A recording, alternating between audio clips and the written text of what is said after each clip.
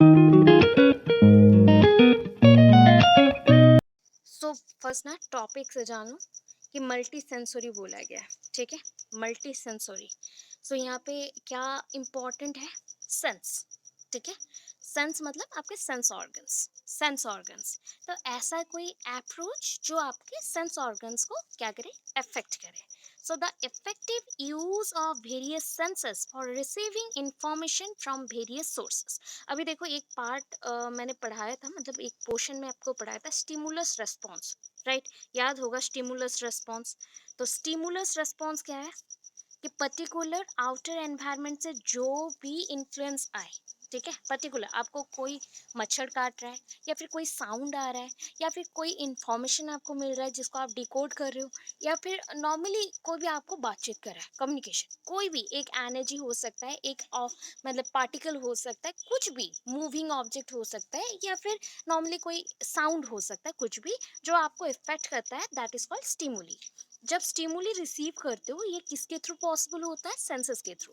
आपके बॉडी में सबसे बड़ा सेंस ऑर्गन क्या है, बताओ? विच is the largest sense organ of your body?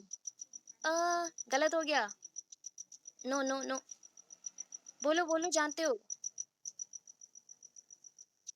Skin, skin, that is skin. Okay, mind is not a sense organ. हम वहाँ पे बहुत सारे न्यूरॉन्स हैं, उसके अंदर भी बहुत कुछ चीज़ें हैं।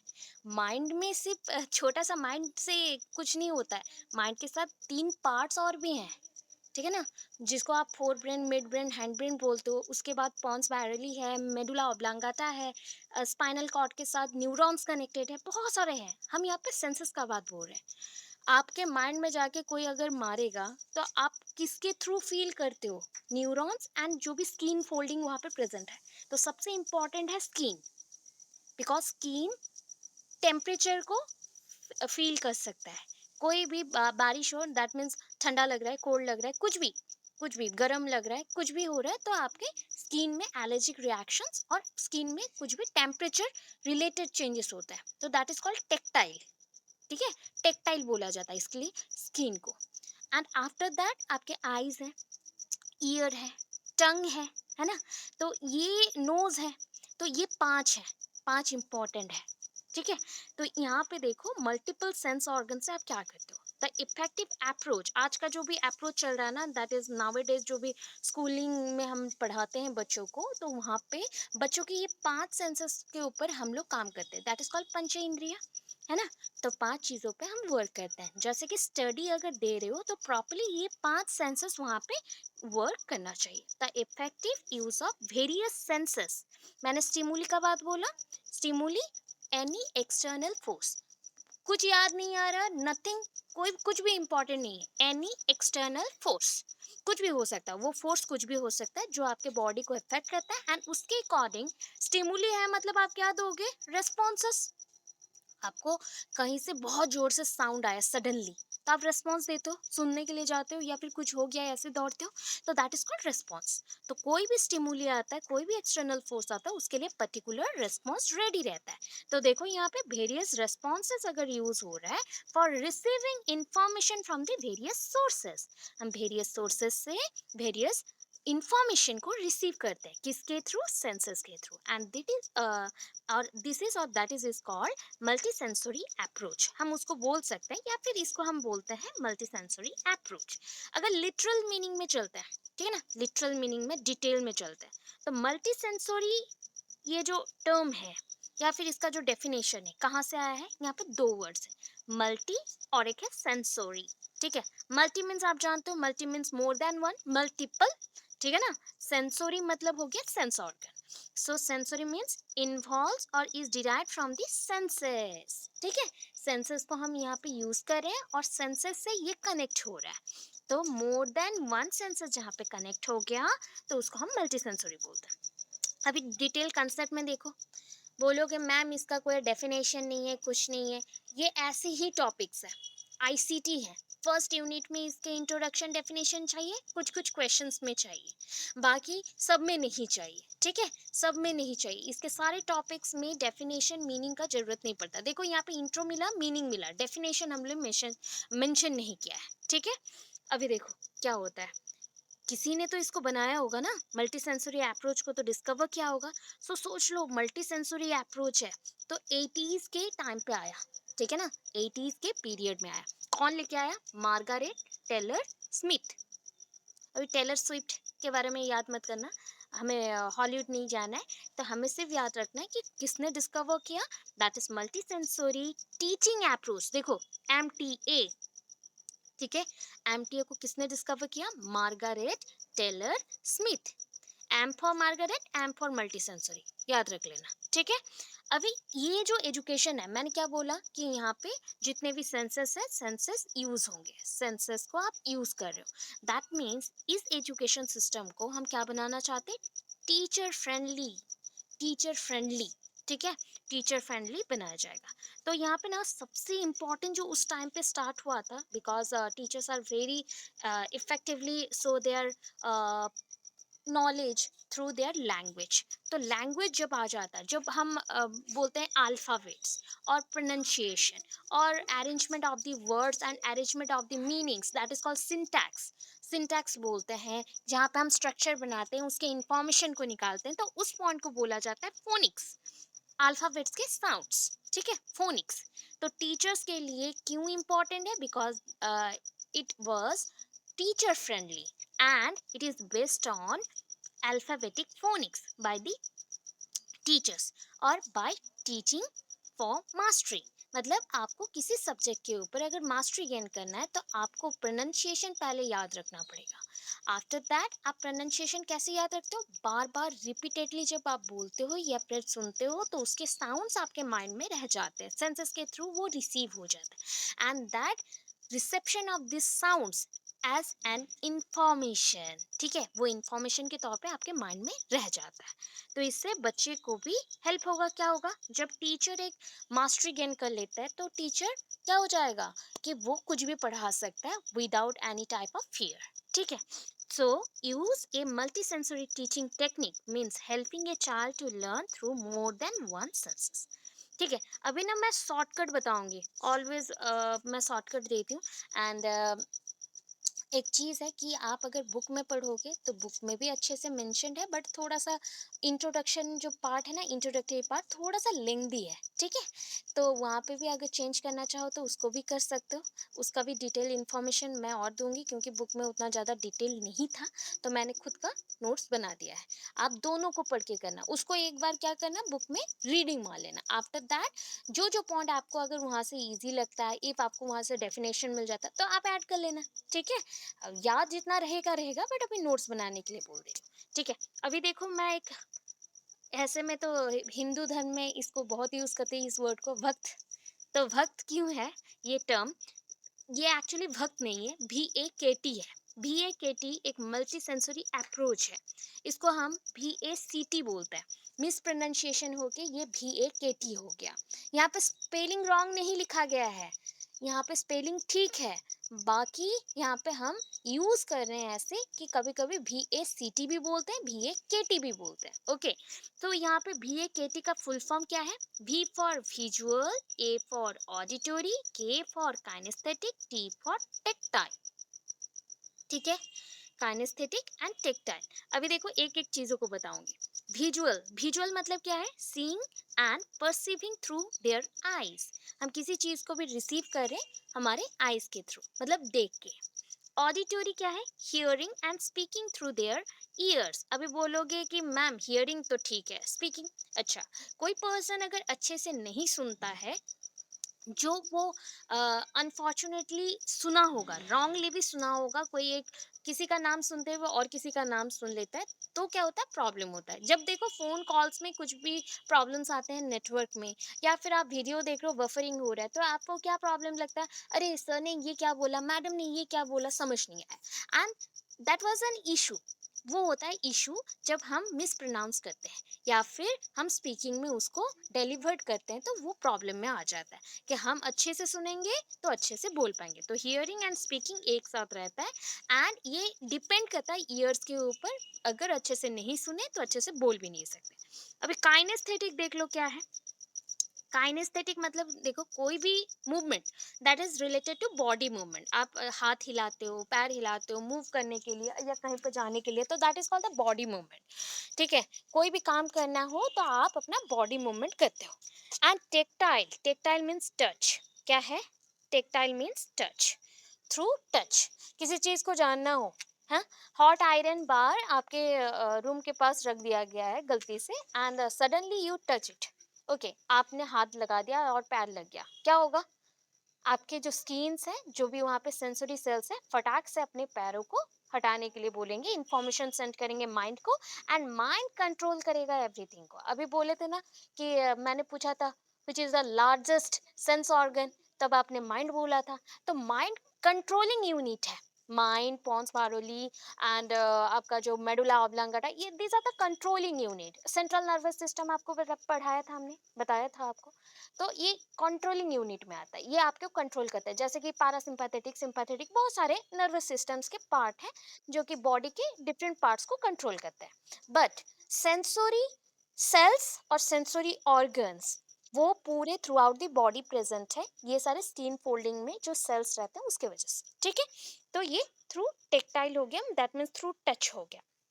अभी देखो विजुअल लर्नर्स क्या करेंगे। अभी मैं आपको डायग्रामेटिक भी बताऊंगी कि एक चीज को आप देखने से कितना याद रखते हो, एक चीज को देख रहे हो एंड उसके साथ सुन भी रहे हो तो आप कितना याद रखोगे, एंड सिर्फ सुन रहे हो तो कितना याद रखोगे, छूने के बाद कितना याद रखोगे। तो फर्स्ट पॉइंट पहले देख लो, विजुअल लर्नर्स। विजुअल लर्नर्स क्या करेंगे ना, विजुअल लर्नर्स क्या होते हैं ना, they learn by seeing words in printed form. Okay, any problem, any issue? Otherwise, mute up your microphone. कोई एक बच्चा माइक को ऑन करके छोड़ दिया है तो प्लीज म्यूट कर लो। प्रॉब्लम होगा क्या, उधर से थोड़ा थोड़ा साउंड आ रहा है कुछ, आप जो भी हाथ हिला रहे हो कुछ भी कर रहे हो उसमें साउंड आ रहा है, तो आप बंद कर लो। ठीक है, ओके। चलो, माइक का एक ऑप्शन है, देख लो वहां पे, सिर्फ क्लिक कर लो, वो बंद हो जाएगा। ठीक है, विजुअल लर्नर्स कौन है ना, they learn by seeing words in printed form और by using graphics and pictures and observing real life and other visual acts. अभी आप लोगों को बताया गया था जब भी आप पढ़ाई करते हो, अगर वो बुक्स में प्रिंटेबल थिंग्स हो, प्रिंटेबल थिंग्स हो, पिक्चर्स हो, और any type of graphics, graphics के थ्रू हमने प्रेजेंट किया है किसी चीज को, तो वो पढ़ने में इजी लगता है एंड वो इजीली रिकॉग्नाइज हो जाता है, वो इजीली रिकॉग्नाइज हो जाता है। And observing real life experiences और एग्जाम्पल्स, रियल लाइफ, आप जब भी कोई चीज़ों को पढ़ते हो, सब सपोर्ट सपोज देखो, एक बच्चे को आप ट्रांसपिरेशन के बारे में पढ़ा रहे हो, साइंस का टॉपिक है, श्वसन बोलते हैं, एंड ये आप 10th तक पढ़ चुके हो ऑलरेडी, है ना। जब भी आप उसको ट्रांसपिरेशन पढ़ा रहे हो या रेस्पिरेशन पढ़ा रहे हो, तो आप क्या बताते हो कि डायरेक्टली आप उसको सिर्फ बुकिश वे में पढ़ा दो तो वो इजीली याद रखेगा, या फिर एक प्लांट्स को लाके अगर एग्जाम्पल दिखा के आप करो, प्रैक्टिकली उसको दिखाओ, तो वो बेटर रहेगा प्रैक्टिकली। सो किसी चीज को अगर बच्चा रियल लाइफ में देखता है, उसको ऑब्जर्व करता है, दैट इज कॉल्ड अवलोकन। मतलब हम देख रहे हैं एवरीडे, उसको ऑब्जर्व कर रहे हैं, देन उसके साथ लिंक कर रहे हैं इंफॉर्मेशन को, तो वो हो जाता हमारा विजुअल लर्नर्स का एक्टिविटीज। अभी देखो विजुअल तो हो गया, विजुअल मतलब हम देख लिए। ऑडिटोरी में आ जाओ, तो ऑडिटोरी लर्नर्स कैसे लर्न करेंगे, they learn reading by listening to someone present information orally और बाय बीइंग कॉपीट और कुछ होगा, allowed to discuss and ask question. तो यहाँ पे क्या होता है ना, जैसे कि आप लोग देखो, अभी आप लोग क्या कर रहे हो, तो दो एक्टिविटीज कर रहे हो। तो फर्स्ट वन इज आप विजुअल भी हो, है ना, विजुअल लर्नर्स है। एंड सेकंड वन इज आप ऑडिटोरी लर्नर्स भी हो, बिकॉज आप सुन रहे हो, मेरे पॉइंट्स को सुन रहे हो।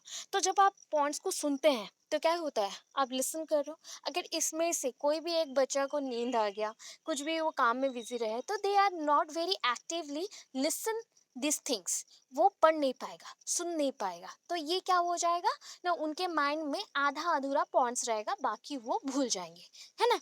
तो ये होता है कि लिसनिंग क्या होता है ना, हम किसी का सुनते हैं, सुनने के बाद मतलब किसको सुन रहे हो, ओरली जिसने कुछ बोला हो, जैसे मैं बोल रही हूँ ओरली, तो आई स्पीक आउट एंड आप उसको लिसन कर रहे हो। आफ्टर दैट इसी इंफॉर्मेशन पे आप डिस्कस कर सकते हो एंड क्वेश्चन आस्क कर सकते हो। अभी एक डायग्राम जो है मैं आपको बताऊंगी, ये एडगर्स कौन है, that is the Edgar's Dale cone of experience है, बट इतना डिटेल नहीं जाएंगे, ये आपके फोर्थ सेमेस्टर में अगेन है तो वहाँ पे मैं तो समझाऊंगी।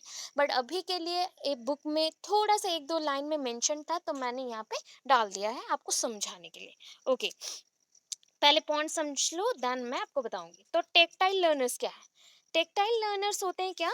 जो टच से समझे, है ना। Tactile learners learn through their sense of touch. वो टच से समझेंगे, sense of touch such as using their hands and fingers, है ना। उनके हाथ, मतलब क्या हो गया, जैसे कि मुझे एक चीज को पकड़ना है तो I want to hold it ना, मैं उसको पिक करना चाहता हूँ, होल्ड करना चाहता हूँ, तो मैं उसको क्या करूंगा, अपने हाथों से करूंगा। तो हाथों में अभी आपको अगर बड़े मसल्स का वर्क देखे तो हम क्या बोलेंगे, छोटे मसल्स का वर्क देखे तो क्या बोलेंगे। अगर बड़े मसल्स यहाँ पे वर्क कर रहे तो that is called the gross motor skill, है ना, मोटर स्किल। एंड छोटे muscles just like the finger tips, finger tips में जो जो छोटे छोटे मसल्स हैं, and these are called the flexor muscle because they give flexibility to you. So ये जो फ्लेक्सिबिलिटी प्रोवाइड करता है तो इसको हम यूज करते हैं किसी चीज को होल्ड करने के लिए, ग्रिप करने के लिए। तो ये सब जब करते हो, जैसे राइटिंग हो गया, ड्राइंग हो गया, any type of calculation, manipulation, जो भी करते हो, कुकिंग हो गया, कुछ भी, तो उसके लिए जो भी चीज़ें चाहिए वो टेक्टाइल के अंदर चलता है। अभी टेक्टाइल डिफरेंट टाइप्स के हो सकते हैं एक्टिविटीज, जस्ट लाइक चलना, जंपिंग, रनिंग, वॉकिंग, स्पोर्ट्स, और मतलब आप गेमिंग में हो, तो सब कुछ सारे एक्टिविटीज जो बॉडी के थ्रू होता है, बॉडी से आप टच करते हो, तो that is called tactile. Okay, अभी देखो काइनेस्थेटिक में आ जाओ। काइनेस्थेटिक क्या है ना, यहाँ पे देखो ग्रॉस मोटर स्किल्स तो है, तो ये लर्नर्स क्या करते हैं, एक्टिविटीज करते हैं मूवमेंट के थ्रू, और that is called actively playing the role, actively playing the role. अभी देखो kinesthetic learners learn best through movement of their small and gross motor muscles. अभी जो मैंने बोला था, fine motor and gross motor, ये जो मसल्स हैं उसके वर्क से होगा, and they take information best while moving and doing. मतलब देखो, जैसे मैं मूव कर रही हूँ, मूव करते करते मैं इंफॉर्मेशन लूंगी, मैं मूव करते करते मैं कुछ आपको बोल दी हूँ, तो ये होता मूविंग के साथ साथ कुछ एक्टिविटीज करना, जस्ट लाइक प्रोजेक्ट करना किसी पॉइंट को, या फिर रोल प्लेइंग करना, लर्निंग करना, किसी जगह पे खड़े होके सुनना किसी को, और engaging in real life activities, कहीं पे जैसे कि आप काम कर रहे हो, स्किल सीख रहे हो, ऐसा कुछ, तो दैट इज कॉल्ड काइनेस्थेटिक।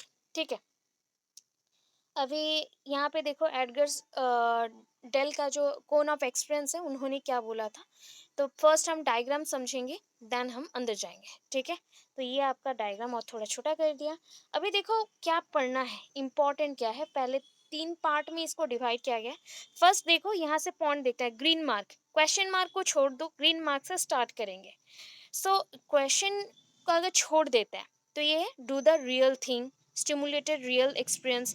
अभी देखो यहाँ पे ना हम नीचे से नहीं जाएंगे, नीचे से नहीं जाएंगे, हम ऊपर से भी जाएंगे। तो ऊपर से क्या है, फर्स्ट देखो read, hear words, watch still image, watch moving image, watch exhibit, watch demonstration, do a site visit, do a dramatic presentation, stimulate or simulate a real experience. Simulate मतलब just like the role playing, and do the real thing, and last the result one. तो ये last में क्या आएगा, experience के तौर पे आपके पास रिजल्ट आएगा। अभी देखो क्या क्या होता है इसमें, जब भी आप कुछ चीजें पढ़ते हो तो पढ़ाई करते वक्त भी देखना, कभी कभी मेरे साथ तो बहुत टाइम हुआ है, मैं जब रीड करती हूँ तो कभी कभी मन करता है कि लाउडली पढूं, कभी कभी होता है कि मैं साइलेंटली पढूं। जब भी मैं साइलेंट पढूं कि लाउड पढूं, उसके जैसे लगता है ना, वॉइसेस उसके भी साउंड्स हैं, एंड आपके माइंड में वो जा रहा है। कभी फील किया हो? जैसे कि मैं पढ़ रही हूँ, अभी देखो मेरा वॉइस मेरे माइंड को भी जा रहा है, आपके माइंड को भी जा रहा है, इसलिए मुझे पता चल रहा है कि मैं क्या बोल रही हूँ या मैं कहीं पे गलत हूँ। अगर जब भी मैं फंबल करती हूँ तो मैं बताती हूँ ना, आई एम सो सॉरी कि मैंने आज फंबल किया, क्योंकि मुझे पता चल रहा है, ये इन्फॉर्मेशन भी सडनली मेरे माइंड को ही स्ट्रक मतलब स्ट्राइक कर रहा है, तो उसमें मुझे इन्फॉर्मेशन मिल जाता है। तो ये क्या होता है ना, वर्बल रिसीविंग, ये होता है आपका वर्बल रिसीविंग। वर्बल, जब भी वर्ड सुन लो वर्बल, तो that means it is related to your voice, ठीक है। ये आपके वॉइस के साथ, साउंड के साथ और प्रोनाउंसिएशन के साथ लिंक करेगा। Okay, any problem?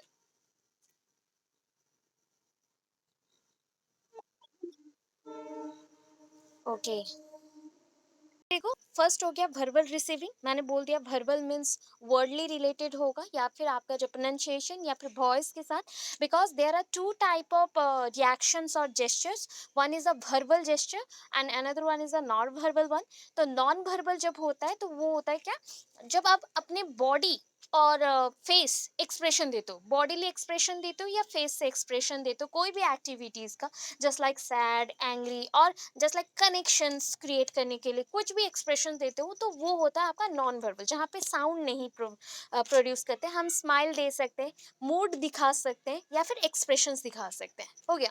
But verbal one is related to words. तो ये वर्बल रिसीविंग होता है, जब भी रीडिंग करते हो वो वर्बल रिसीविंग होता है। अभी देखो, वर्बल रिसीविंग के बाद इतना जो पॉइंट आ गया, दैट इज हियर वर्ड, किसी चीज को सुनना, तो पहले सुन लिए, सुनने के बाद उसको किसी इमेज के साथ कनेक्ट करना है, किसी इमेज के साथ कनेक्ट करना है, तो that is called word image. किसी मूविंग, अभी देखो एक इमेज को तो हमने पकड़ लिया, अभी इमेज फिर क्या कर रहा है, मूव कर रहा है। जैसे मैंने पहले पिक्चर में दिखाया कि एक ह्यूमन बीइंग है, अभी वो छोटे बच्चे के माइंड में क्वेश्चन आएगा, मम्मी ये क्यों आया, या पापा के पास हो गया तो फादर के पास गया एंड पूछा कि पापा ये हम ही है ना, तो हम यहाँ पे पेपर पे मूव क्यों नहीं करते, तो उसके माइंड में जो क्वेश्चन आएगा उसके लिए हम दो पिक्चर्स दिखाएंगे। फर्स्ट पिक्चर में हमने दिखाया कि इमेज, ओनली इमेज है जो कि स्टैंडिंग इमेज है, और एक इमेज है जो कि मूविंग इमेज है। Then watch exhibit, watch exhibit क्या होता है, जिसको हम प्रेजेंट करके शो केस में जैसे सजा के रखते हो ना, वैसे ही एग्जिबिट करना, एग्जीबिशन, हाँ एग्जिबिट करना।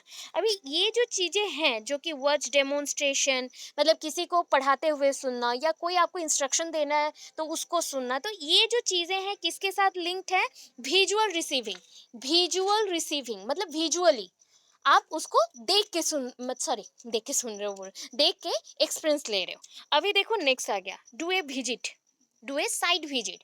कहीं पे कुछ प्रोग्राम चल रहा है तो फॉर द फर्स्ट टाइम एक बच्चे को इंटरेस्ट आ रहा है कि वहाँ पे क्या हो रहा है, वहाँ पे लाइट्स इतने क्यों लगे, क्यों वहाँ पे इतने गाने हो रहे हैं, तो हम वहाँ पे जाएंगे, तो do a site visit. Then do a dramatic presentation, just like programs होते हैं, डांस हो या सिंगिंग हो या फिर dramas, one act play etcetera. तो ये सब क्या है, हियरिंग भी है एंड सेइंग भी है, बोलना भी है, देखना भी है, सुनना भी है, मतलब सब कुछ आ गया कि यहाँ पे हम बोल भी रहे हैं, सुन भी रहे हैं। लास्ट देखो, अभी इतना जब चीजें हो गए तो सिमुलेटेड रियल एक्सपीरियंस, हमें सब कुछ देखने को मिल गया, सुनने को मिल गया, ऑब्जेक्ट के बारे में पता चल गया कि एक इमेज ऐसा होता है एंड 3D में ह्यूमंस ऐसे होते हैं, वो मूव करता है, वो खेलता है, वो ऑफिस जाता है, वो पढ़ता है, सब कुछ कर रहा है। तो उससे आपको क्या मिला कि रियल थिंग से हमें एक्सपीरियंस मिल रहा है, तो हमें एक्सपीरियंस गेन करना है एंड उसी के जैसे रोल प्ले करना है, तो डू द रियल थिंग, हम अपने लाइफ में भी रियल थिंग्स करेंगे। तो ये हो गया कि सीइंग एंड डूइंग, किसी चीज को देखना, समझना एंड करना, देखना समझना करना, हो गया। पहले हमने सिर्फ देखा, ठीक है, देखा नहीं, सॉरी सॉरी, पहले हमने सिर्फ उसको सुना, सुनने के साथ साथ जो भी वर्बली आता है, मतलब सुनोगे भी एंड बोलोगे भी, जो भी आया। देन आया विजुअल, विजुअल मतलब सिर्फ देखना एंड रिसीव करना इंफॉर्मेशन। देन आया हम सुनेंगे भी बोलेंगे भी प्रॉपरली। देन लास्ट आया कि हम देखेंगे एंड करेंगे, मतलब देखेंगे करेंगे समझेंगे। तो ये जो पॉइंट है, अभी देखो किसमें कितना परसेंटेज में आता है, ठीक है। आफ्टर 2 वीक्स पीपल रिमेंबर, क्या कहते हैं, लेवल्स ऑफ एब्स्ट्रैक्शन पढ़ लिए, क्या क्या इश्यूज आते हैं एंड क्या क्या करना है। डेल्स कोन ऑफ एक्सपीरियंस मैंने आपको पूरा समझा दिया। अभी देखो कि आफ्टर 2 वीक्स क्या क्या लोग रिमेंबर करते हैं। जब लोग वर्बल रिसीविंग करते हैं, सिर्फ वर्ड्स को सुनते हैं एंड उसको याद रखते हैं, तो वो only 10% of what we read, हमने क्या पढ़ा है उसका सिर्फ 10% याद रहता है। 2 हफ्ते के बाद, 2 वीक्स के बाद, 2 वीक्स के बाद 10% याद रखते हो, ठीक, ठीक है। अभी देखो जब इंसान सुनता है, सिर्फ सुनता है, ओनली सुनता है, तो वो 20% याद रखता है। जब इंसान खुद अकेले पढ़ रहा है वो बोरिंग हो जाता है, ठीक है, उसको पता नहीं चलता है कि उसमें क्या इंफॉर्मेशन है, वो डिकोड करना नहीं चाहता क्योंकि उसका माइंड कम्पिटिटिव नहीं है, वो सिर्फ ब्लैंक पेज जैसा है एंड इंफॉर्मेशन ले रहा है रीड आउट करके, इसलिए वो 10% याद रखा 2 हफ्ते के बाद, प्रैक्टिस नहीं है, वन टाइम रीडिंग के बाद। अभी देखो जो उसने सुना, किसी से सुनने से थोड़ा सा ज्यादा याद रहता है, तो क्या हो गया 20% ऑफ व्हाट वी हियर। 20% हम जो भी सुनते हैं उसका 20% हमें थोड़ा लेंथी पीरियड के लिए या लॉन्ग पीरियड के लिए याद रहता है। अब देखो किसी चीज को देखे हो, समझ लो देखने से ना और थोड़ा ज्यादा याद रहता है। जस्ट लाइक देखो आज हॉरर मूवी देख लो, अभी 10-12 दिन आप भूलोगे नहीं कुछ चीज़ों को, ठीक है ना? तो 30% आपने जो भी देखा वो आपको रिमेंबर रहता है, जस्ट लाइक मूवीज़, है ना? अभी देखो मूवीज़ में क्या है ना, आप सुन भी रहे हो, देख भी रहे हो, and sometimes subtitles are also given, तो आप सबटाइटल्स भी पढ़ रहे हो, तो यहाँ पे तीनों चीज़ आ जाता है। अभी देखो, अगर सिर्फ सुनेंगे एंड देखेंगे, सुनेंगे देखेंगे मतलब जस्ट लाइक मूवीज़ देखना, इमेजेस देखना एंड किसी से बात करना, तो 50% आपको याद रहता है। After 2 weeks also, after 2 weeks also आप 50% जो भी सुने थे और जो भी बोले थे या देखे थे उसका 2 वीक्स के बाद भी आप 50% याद रखते हो। सिर्फ आप अगर उसको समझ के किसी को बता देते हो, ठीक है, बार बार रिपीट करके बता रहे हो, या फिर आप किसी को, जैसे कि आपको कुछ इन्फॉर्मेशन मिल गया एंड आपने उसको मैक्सिमम पर्सन तक पहुंचाया, तो आप बार बार क्या कर रहे हो, रिपीट कर रहे हो, तो दैट मीन्स आप 70% याद रख लोगे उसको, 70%। ठीक है, अभी देखो आपको बोला गया क्या, सीइंग एंड डूइंग, मतलब आपने चीजों को देखा, सुना, समझा, प्लस आपने उसको बातचीत किया मतलब डिस्कशन किया एंड वर्क पे भी लगाया। तो आपने तो सब कुछ कर लिया ना, प्रैक्टिकली यू परफॉर्म्ड इट, आपने उसको परफॉर्म कर लिया। दैट मीन्स 90% आप कभी भी भूलोगे नहीं। लाइफ में अगर कभी भी डांस किए हो तो देखो, डांस आप अभी तक उस इंफॉर्मेशन को याद रखे हो, कौन सा ड्रेस पहना था, कौन सा क्या क्या था वो याद रहता है ना? आपका कुछ स्पेशल डे सेलिब्रेट किया गया था या स्पेशल डे आप कुछ किए थे एंड उसमें आपने बहुत अच्छे अच्छे ड्रेसेस, कुर्ते ऐसे कुछ पहना हुआ था एंड आपको इवन आज तक भी उसके रिलेटेड एक एक इमेज आपके माइंड में छप गया होगा, इंफॉर्मेशन पूरा फिक्स्ड होगा। ये होता है एक्सपीरियंस, ये होता है एक्सपीरियंस, क्योंकि आपने उस चीज़ों को फील भी किया एंड उसके ऊपर बहुत ज़्यादा डिस्कशन भी किया, प्लस उसको परफॉर्म भी किया, सो दैट 90% आप याद रखते हो। तो ये है एडलर, आपका एडलर है, अ, हाँ, Adler Dale's cone of experience. So यहाँ पे फिर देख लो क्या बोल रहा है एडगर डेल। देखो, एडगर डेल 1946 में इंट्रोड्यूस किए क्या, that is Dale's cone of experience, एक मॉडल, ठीक है, यहाँ पे फुल स्टॉप होगा।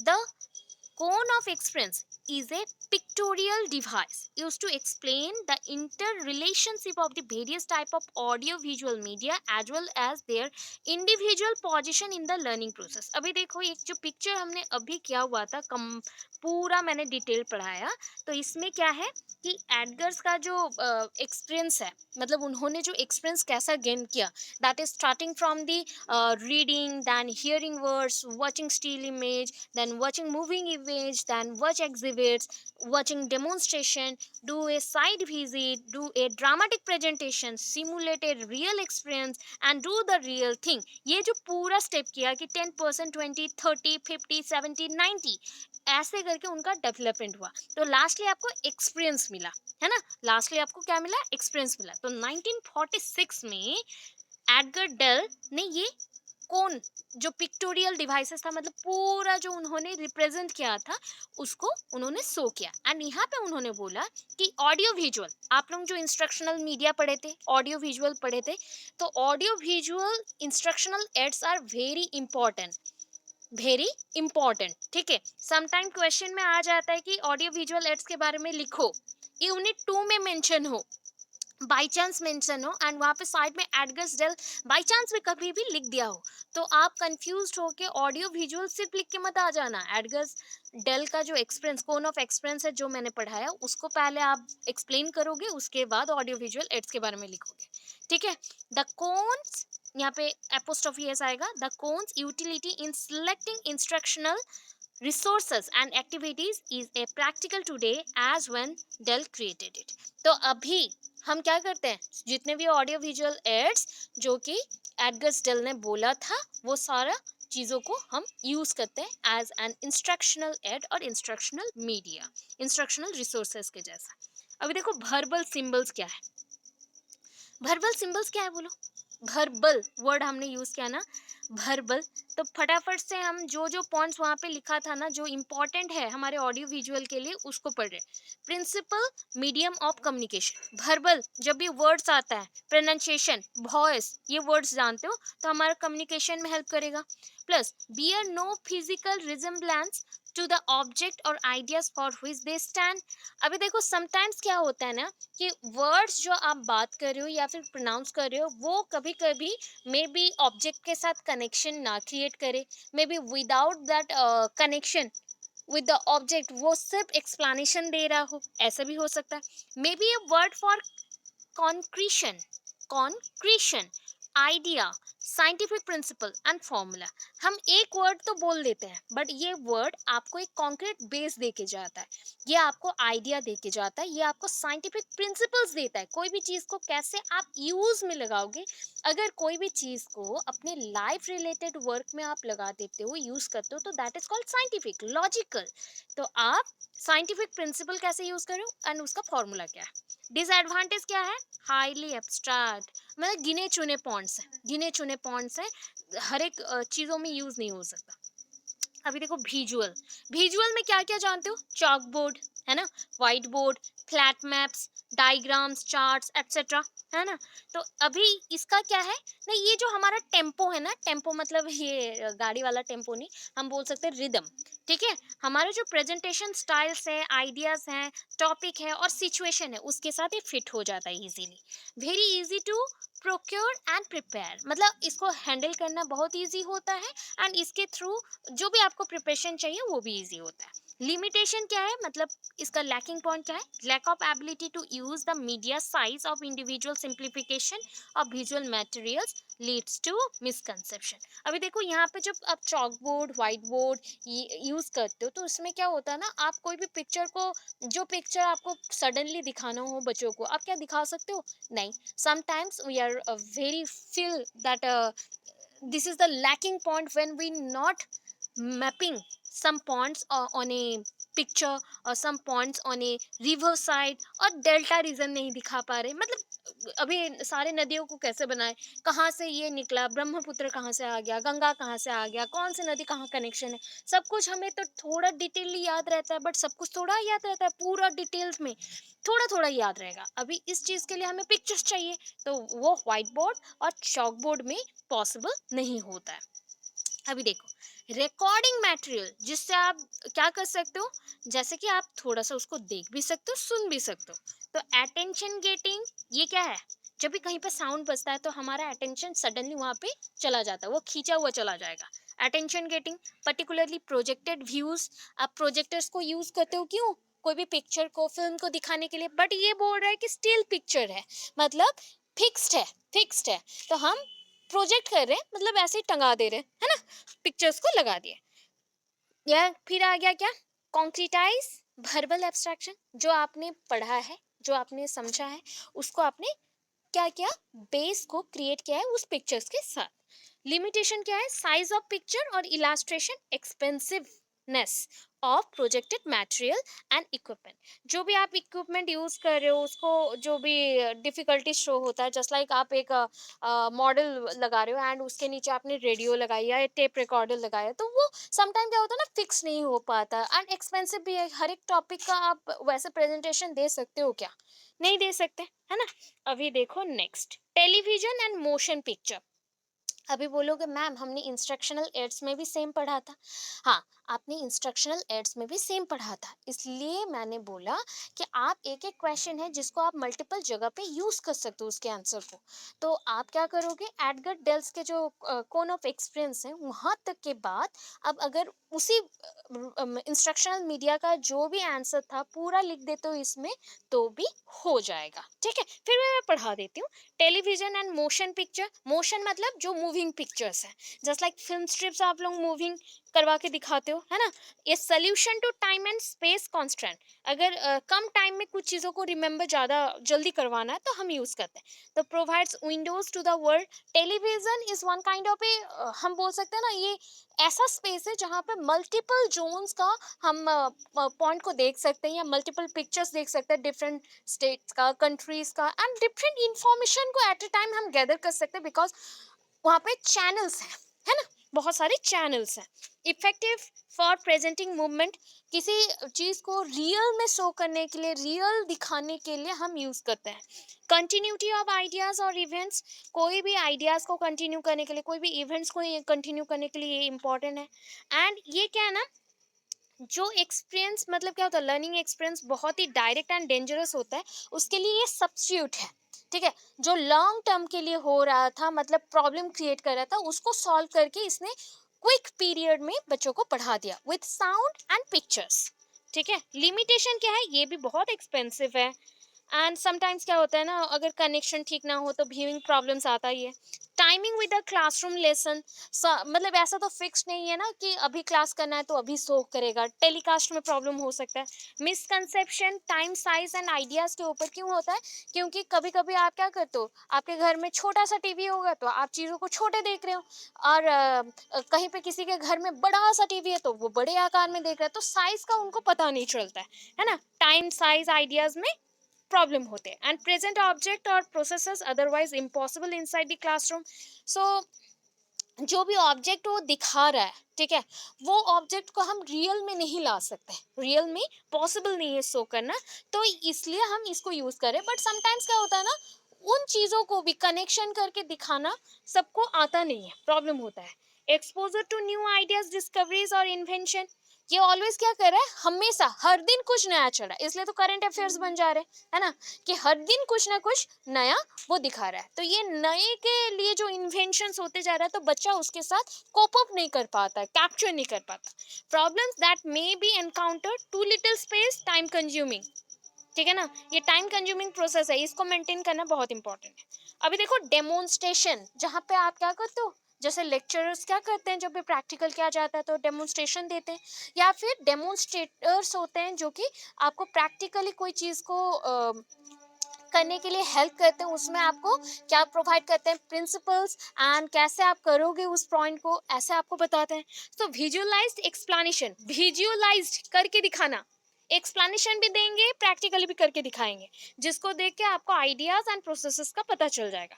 मे require nothing more than observation, और student may be asked to do what has just been shown how to do.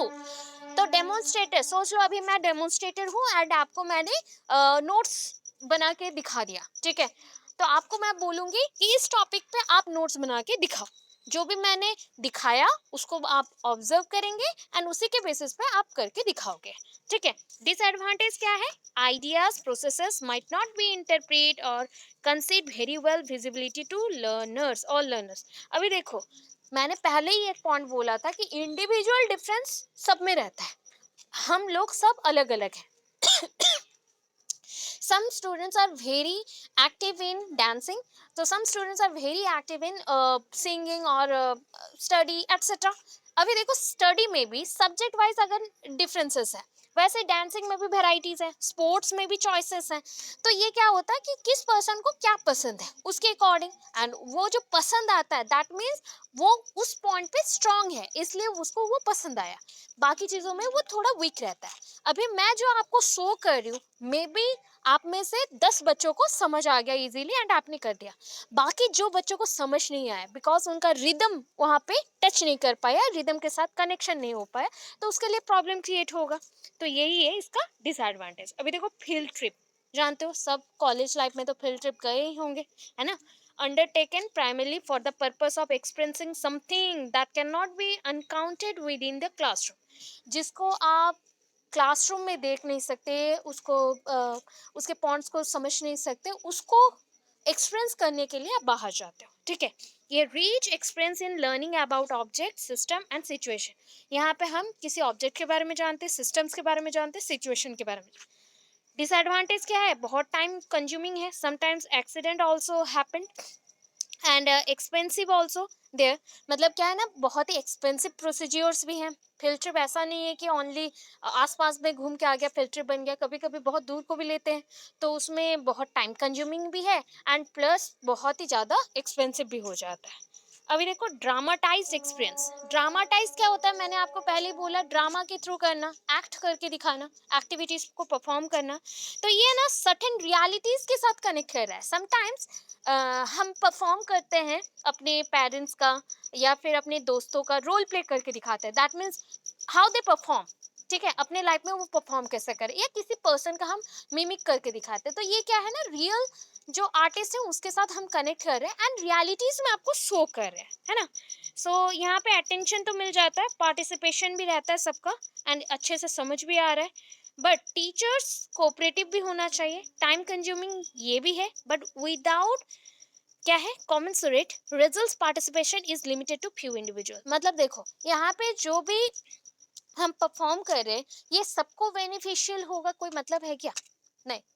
ये सबको बेनिफिशियल नहीं हो सकता। अभी इसलिए बोला गया कि साइंस जितना बेनिफिशियल है उतना ही हार्मफुल भी है। ये सबको सब कुछ नहीं देगा, हाँ मैक्सिमम बेनिफिशियल पॉइंट्स देता है, इसलिए हम उसको एक्सेप्ट करते हैं, ठीक है। अभी देखो नेक्स्ट, कॉन्ट्राइट एक्सपीरियंसेस, मतलब लास्ट पॉइंट में आ गए।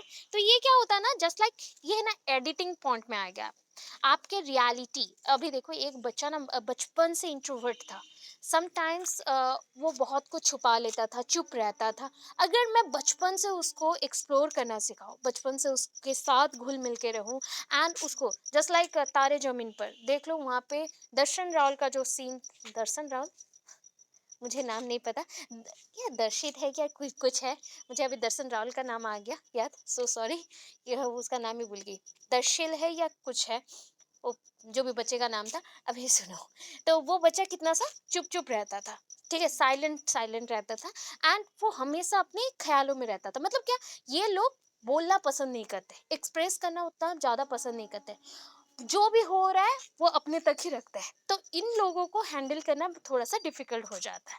तो ये भी बोल सकते हो ये लोग मेंटल ट्रॉमा में भी रह सकते हैं। तो इनको एक्सप्लोरिंग करने के लिए सिखाना चाहिए। तो उनको पिक्चर जो उनको पसंद है, जो चीज़ में वो उनका कंफ्यूजन है, उस चीज़ में उसको निकाल के रखो, उसको सॉल्व करना सिखाओ।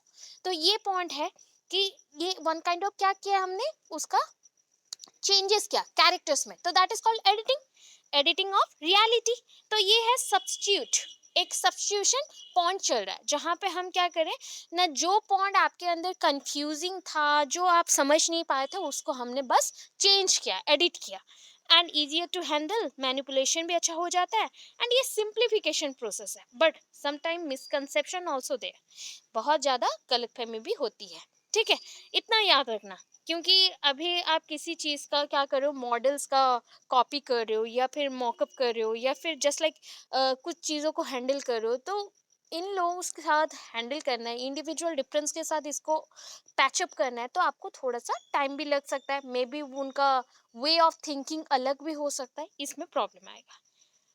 Next, direct purposeful experiences, direct है पूरा, तो ये है अनएवरेज्ड वर्जन ऑफ लाइफ इटसेल्फ। तो मतलब ये ना आपका जो लाइफ है ये किसी के साथ कनेक्टेड नहीं है, ये फ्री है, ठीक है। डायरेक्ट पार्टिसिपेशन विद रिस्पॉन्सिबिलिटी, आप डायरेक्टली उसमें पार्टिसिपेट कर रहे हो अपना रिस्पॉन्सिबिलिटी को, रोल को प्ले करने के लिए।